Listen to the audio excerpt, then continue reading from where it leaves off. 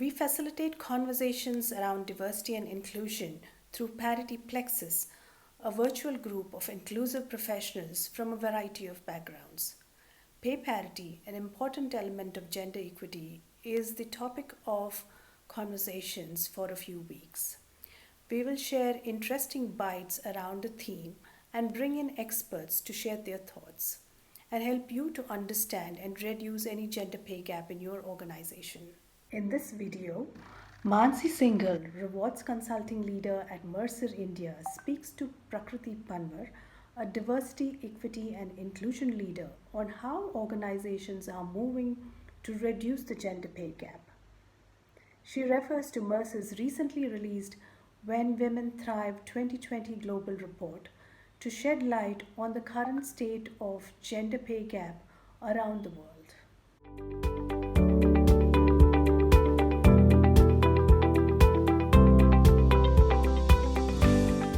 So thank you, Mansi, for joining us today. Mansi leads the reward consulting business for Mercer India, Bangladesh, and Sri Lanka. She also angles diversity inclusion for Mercer's career business. So today we are here to really discuss with her about pay parity. And Mansi, I will dive into the very first question there, which really I want to delve into a little more about your annual report, because at the heart of Mercer's diversity inclusion effort is your annual report, When Women Thrive, Businesses Thrive. Can you share with us an overview of the findings pre-post COVID, and particularly what have you noticed on pay parity?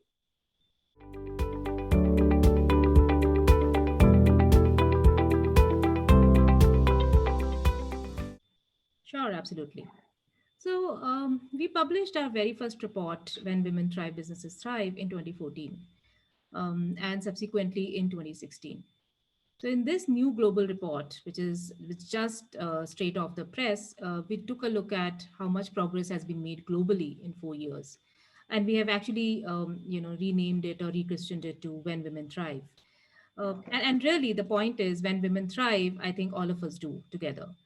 When Mhm. organizations say to themselves, it's very interesting, do we have diversity?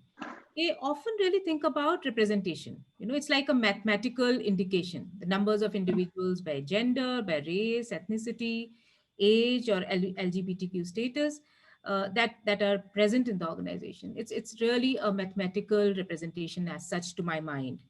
But what's equally important, I think, is inclusion, and that's an environment where individuals' unique contributions are valued and respected. I think, and that's the fundamental premise of When Women Thrive report in the post-COVID era. So basically, creating a culture where people of diverse backgrounds can work together, can come together for the good of the organization, and hence a clear movement from just from DNI to really diversity, equity, and inclusion. So I think that is a fundamental shift that I'm seeing, Prakriti, and which means that we need to look at it in terms of equality of opportunity, Mhm. experience, and pay.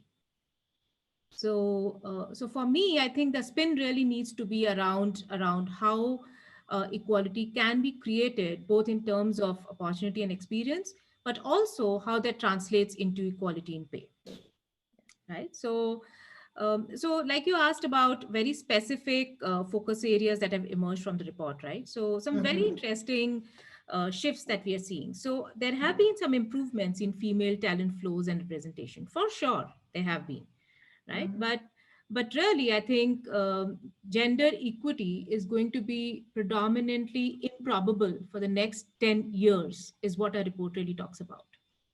What does it really Mhm. mean? I think, it really means that issues are not really about in hiring zones. Issues are somewhere else. It's possibly in terms of promotions, in terms of development agenda, in terms of leadership roles. That's where predominantly issues are.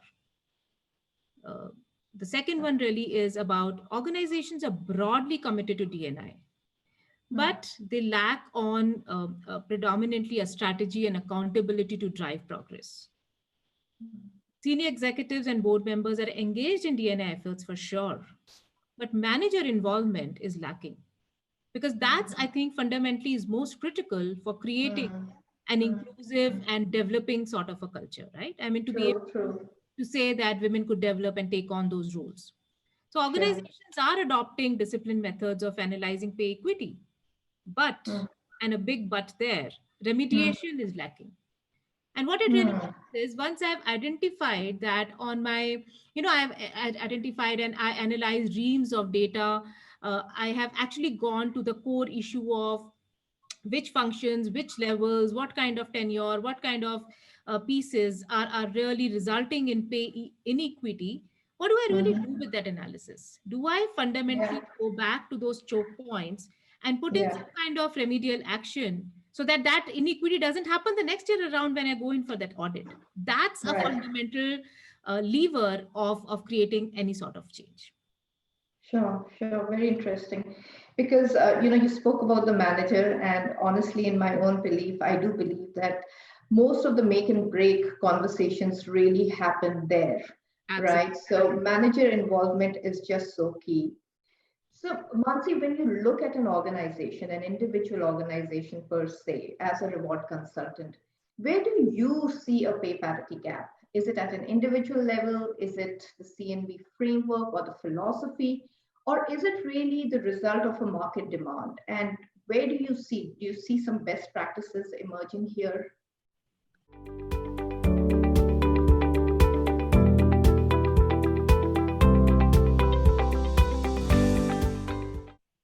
Okay, great question. And it's a very thought-provoking one actually. And I'm going to start with sharing some statistics around this. Okay, so from our When Women Thrive 2020 report, what I see is 84% organizations actually say women have equal access to roles that lead to advancement into leadership positions. 84% say that. But Mhm, in reality, only 38% of them have equal representation of women and people management roles. mhm, Only 25% of them actually have equal representation in P&L roles. mhm, So, what are we really saying? Nobody is actually making a pay inequity decision as such, but we mhm, are not being able to identify accelerator roles, and we are not being able to identify and ensure that women are equally represented in roles that really matter. mhm, mhm, So the roles that really foster career development and in turn improve pay opportunity happens, that's where the real gap is. Since you were asking whether it's at an individual organization construct level or is it at a compensation philosophy level, it's mhm, not really at a mhm, compensation philosophy level. It's really at a career development track level to say, do I have enough women in roles that really steer the direction of the organization, which also create those kind of pay opportunities? And if not, then there would always bound to be pay inequity, right? Add to that a flavor of how many times women really negotiate for themselves when they are getting into a new organization. Probably at the back of the mind there's always something that's holding us back because there is always a larger share of caregiving responsibilities. How many times do women really lean in? So mhm, my fundamental premise here is that it's really about representation in roles that foster career development and in turn improve pay opportunity for one. Second, some organizations which probably could be doing a far more better job at it is where they have significantly more pay transparency and they use pay transparency as a lever. mhm, Talked about manager involvement. How many times managers are kept abreast of this is your overall population, or your team as much as analyzed across median pay data for these job function roles is this, and this is the opportunity of for you to be able to distribute budget so that there is better equity that could come to play. mhm, So, absolutely, manager understanding and appreciation of rewards kitty in context of how his or her people are placed vis-a-vis the larger median values is definitely an important one. So, pay transparency, to my mind, from a CNB philosophy perspective, is of paramount importance. Because unless you know that there is an inequity that has happened, there is very slim chance of correcting it or putting some processes and governance in place to be able to not repeat the mistake over and over again.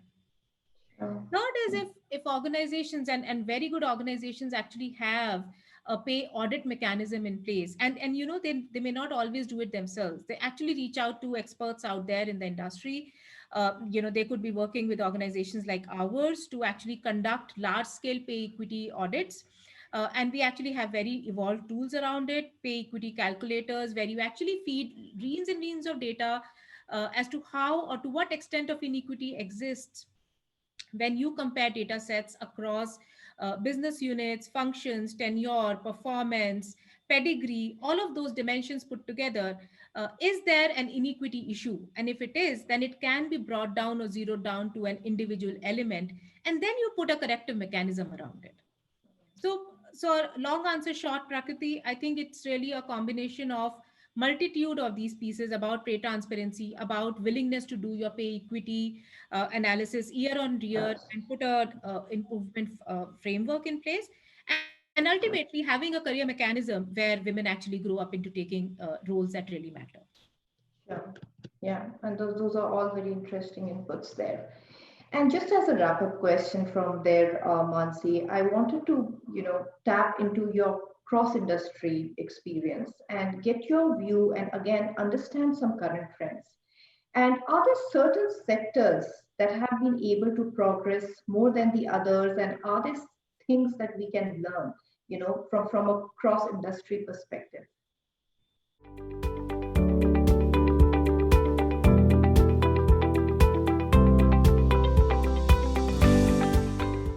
Sure. I think again a very good question there. Again, starting off with some data. So if I were to look at my own database, right? Let's start with representation first, okay? Mhm. And if I were to put all the industries together at an aggregate level, the representation of male versus female is almost like 85 to 15%. Now, this would sink lower if I were to go into an old economy industry like an auto, which may actually have a 94 is to 6. So 90, for every 94 males, there are only 6 females. You come to a design center, you would actually have almost like a 78 to 22% male versus female representation.